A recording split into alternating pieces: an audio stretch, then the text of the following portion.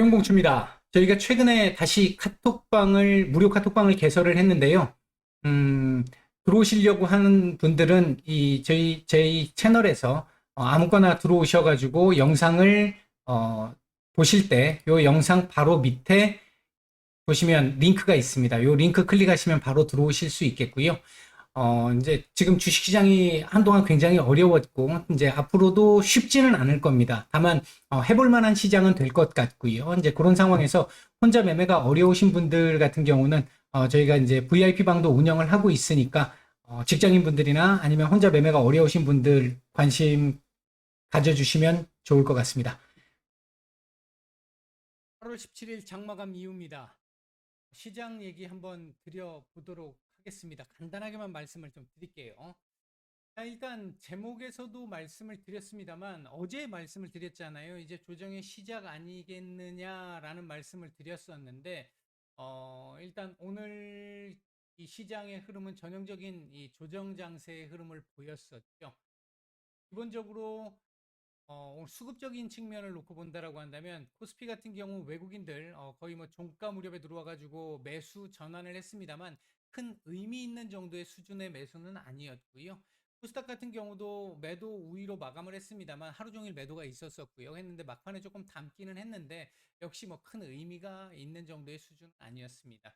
반면 선물 같은 경우는 오늘 한 4,300억 정도 매도가 나왔는데 오후장에 5천억 이상 매도가 나왔다가 조금 줄어든 모습이기는 합니다만 전체적으로 어제도 우리 지수가 반등이 조금 있기는 했습니다만 선물, 그러니까 코스피나 코스닥의 움직임이 아니라 선물 움직임 가지고 지수를 움직여 왔단 말이에요. 오늘 같은 경우도 대체로 선물 지수를 가지고 지수를 뭐 눌렀다가 반등을 주었다가 하는 이런 흐름들을 만들어냈다.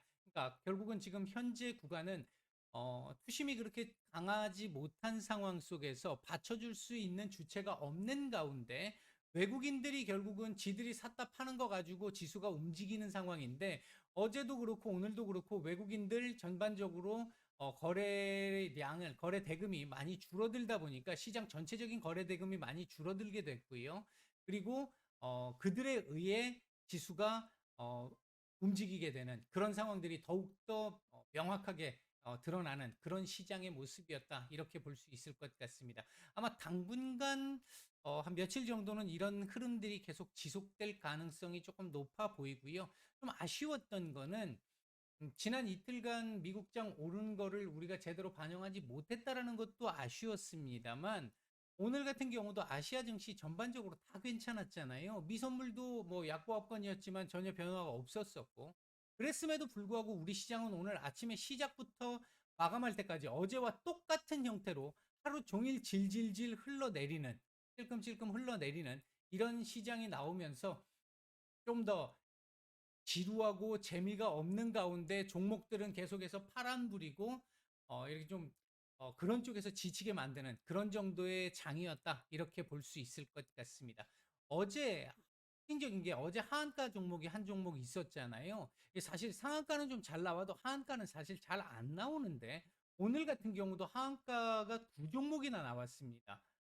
이 이제 물론 관리 종목이긴 합니다만 이런 경우가 그렇게 흔하지가 않아요. 하한가가 이렇게 두 개씩 나오는 날이. 오늘 그만큼 분위기는 전반적으로 좋지 못했다라는 거고요. 오늘 하락 종목이 상승 종목의 근 3배 가량 됐습니다. 그러니까 웬만한 종목들 파란불을 켜고 있었다 하루 종일 그랬다고 볼 수 있겠고 특히 중소형주들 중심으로 오늘 하락폭들이 조금 더 컸던 것 같습니다. 어제에 비하면 중소형주들의 이 종목들 보면 하락들이 뭐 한 3%, 4%, 5%대, 6%대 이렇게 지금 내려간 종목들도 제법 많이 보였고요. 시장 전체적으로 놓고 봤었을 때 일단 조정이 와야 되는 구간에 조정이 오는 건 좋은데 내용적으로도 그렇게 썩 좋지 못한 상황으로 전개가 되다 보니까 좀 더 난이도가 올라가는 시장 이런 정도의 흐름이 진행되고 있는 현재의 구간이다. 이렇게 볼 수 있을 것 같습니다. 아마도 이 흐름은 제가 생각할 때 이번 주 정도까지는 어, 이 지수의 흐름에 지수의 조정 이 흐름은 이번 주 정도까지는 진행이 돼야 되는 게 맞다고 보고 있고요. 하락폭 역시 견조할 걸로 보고 있습니다. 제가 여기 지금 꺼드리지는 않았습니다만 어, 엊그저께부터 계속 말씀을 드렸던 게 뭐였냐면 2500포인트 정도 선에서라도 이 조정을 마무리하고 돌려줄 수 있으면 좋겠다 이렇게 말씀을 드렸잖아요. 뭐 내일 모레 정도에서 내일 정도 그리고 모레 정도에서 이렇게 다시 이 양봉으로 돌리면서 조정 마무리 2500 지지 요런 정도의 흐름을 지금 기대를 해본다. 요렇게 일단 말씀을 드리겠습니다. 2500짜리는 사실 심리적인 지지 라인이지 큰 지지라고 볼 수는 없는 자리입니다만 이렇게 내주면 거의 뭐 중간값 살짝 위에서 지금 조정을 주는 거기 때문에 아주 견조한 조정이 되는 겁니다. 네, 그렇게 보시면 될 것 같고요. 그 다음에 오늘 움직였던 섹터들은 뭐 지금 그 러시아발 이 원인이 돼서 러시아발이 원인이 돼서 이 에너지 가격, 이 천연가스 가격의 상승 이 부분과 관련해서 가스 관련, 에너지 관련주들 움직임이 좀 좋았고 그리고 오후장 들어와서 사료 섹터들 뭐 급등이 나오는 모습들이었고요.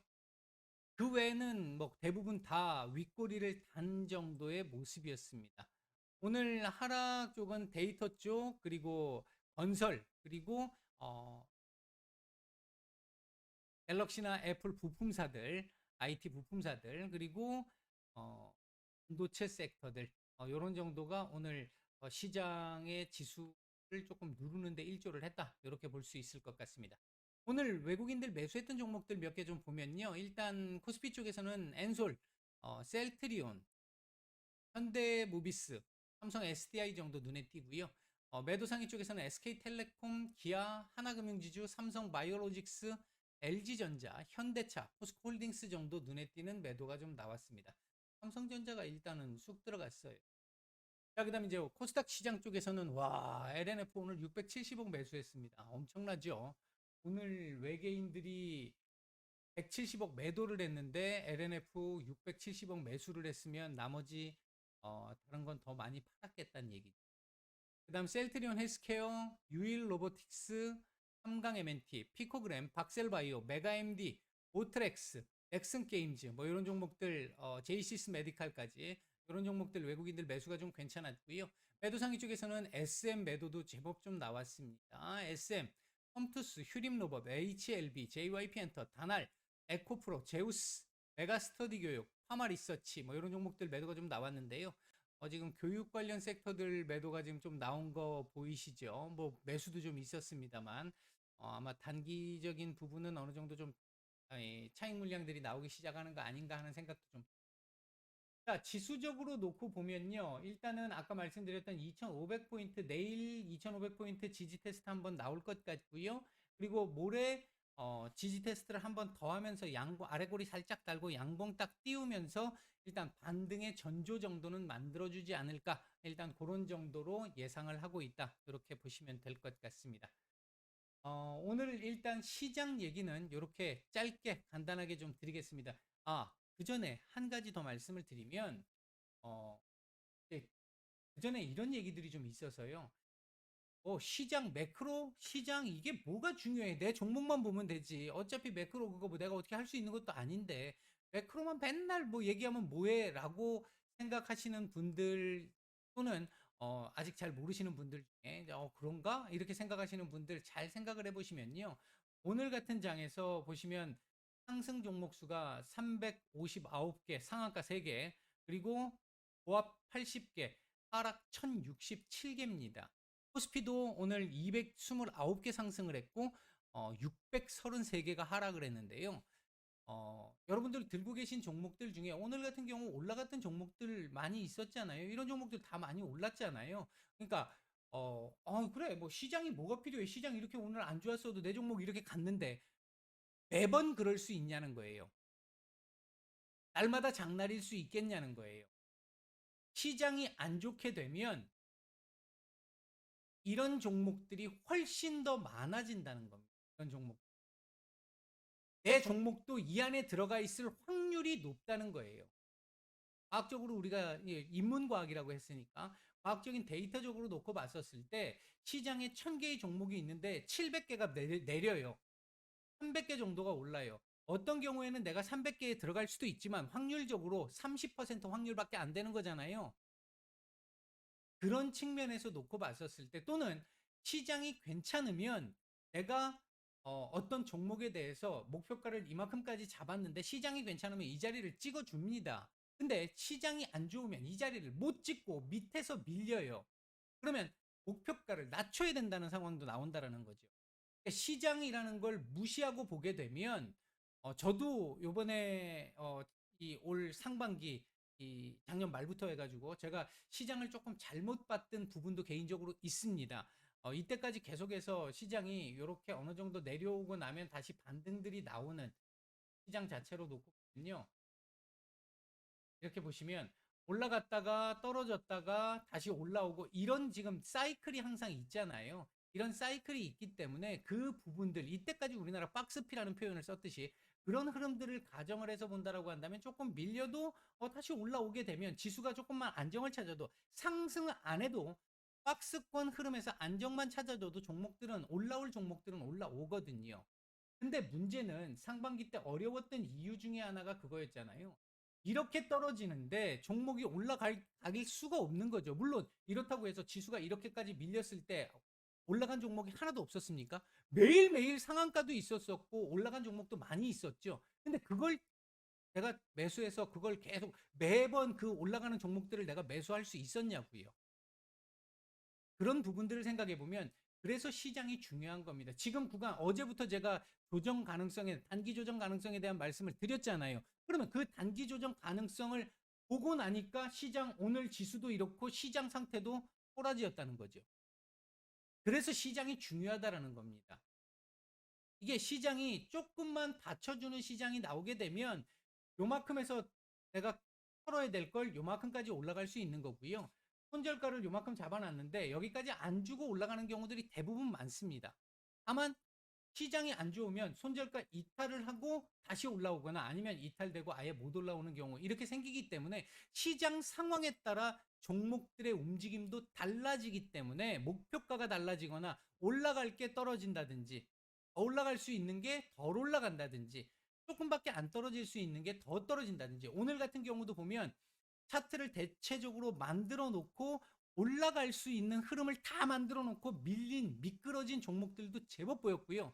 제가 오늘 아까 점심시간에 종목들을 쭉 돌려보면서 한 300개 정도 빠르게 좀 돌려봤는데 차트 쫙 만들어 놓고 오늘 양봉 하나 딱 띄우면 그 다음날부터 날아갈 수 있을 것 같은 그런 식의 차트를 만들어 놓고 오늘 시장 밀리니까 밀리는 종목들이 나오는 거예요. 어떤 거는 그 중에서 좀 밀린 폭이 더 심해지면서 한번 미끄러지는 경우 그러면 다시 차트 만들어야 되는 거고요. 어떤 경우는 버티는 거예요. 버티면서 하루 이틀 이 딜레이를 시키는 거죠. 그렇게 버티는 애들은 딜레이만 잘 시켜놓고 놨다가 시장 조금만 개선되면 그냥 바로 갈 수 있는 애들인 거고. 그런 부분들이 시장에 달려 있는 부분들이 굉장히 크다. 물론 시장이 다라는 얘기는 아닙니다. 제가 말씀드리는 건 시장이 필요 없다라고 생각하시는 분들, 시장을 간과하시는 분들, 대충 보고 시장이라는 거, 뭐 당장 내 종목과 관련이 없는데라고 생각하시는 분들은 공부를 더 하셔야 되는 분들. 시장을 안 보고 주식 투자를 하시면 장님 코끼리 다리 만지면서 코끼리가 이렇게 생겼어라고 코끼리 전체를 그리는 것과 똑같다라는 말씀을 드리고 싶어서 이 말씀을 하나 추가적으로 드렸습니다. 오늘 하루 모두 고생들 많으셨고요. 내일 뵙도록 하겠습니다. 마치겠습니다.